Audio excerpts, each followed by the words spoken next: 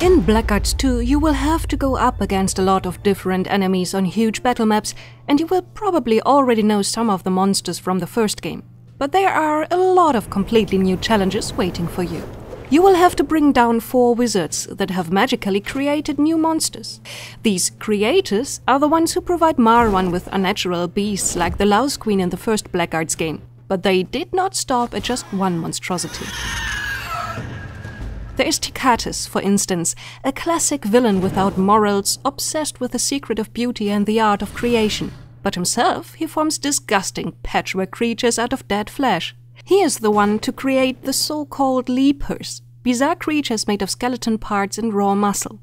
They can jump across the battlefield and crush enemies beneath them, dealing a lot of damage and possibly throwing units off walkways and bridges. If a unit actually ends up trapped underneath, the leapers will suck the life out of them, regenerating their own vitality. Putting all your heroes close together on the same spot can prove to be deadly in a fight against these creatures. Unlike the undead leapers, the sand ghosts are made of sand. A man named Adamant created them following an ancient Tulamidian tradition. Sand ghosts can attack a single target with a ranged attack of flying sand, or they can create a sandstorm which will knock down several units in a row. In this form, they can move quickly across the map. In melee fights, they are able to swallow a whole unit and hold it inside until they are killed themselves or begin a storm attack, dealing damage to the trapped unit each round. The great weakness of the sand ghosts are magic attacks. Shina al-Shina, the mother of insects, is probably the most weird among the mages serving Marwan. She came up with a rather far-fetched idea to merge humans with insects.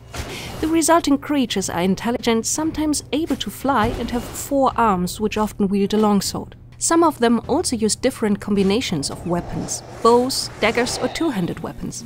A very rare breed is able to cast spells. The flying breed is, of course, extremely fast. They rely on their chitinous armor, which allows them to ignore a lot of damage. A targeted stab, which ignores armor, is a good way to deal with them.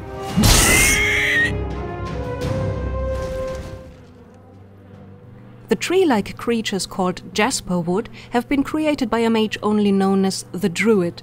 He combined trees with animals and machine parts, and so allowed them to move across a battlefield and batter down enemies with huge wooden fists. Their ranged attack can come as a surprise. They dig into the ground and send metal-tipped roots through the earth. Because of their nature as plants, these tree creatures are extremely hardy. They can throw enemies back with heavy attacks and deal a huge amount of damage. Jasperwood is protected on all sides by beehives, which have to be destroyed before you can attack the tree creatures directly. And the best way to do this is with fire.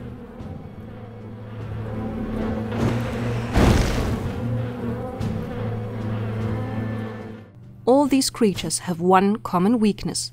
Without extra precautions, they only follow the orders of their creators. To allow Marwan and his armies to use the Chimera in battle, the Chimerologists had to create a control spell.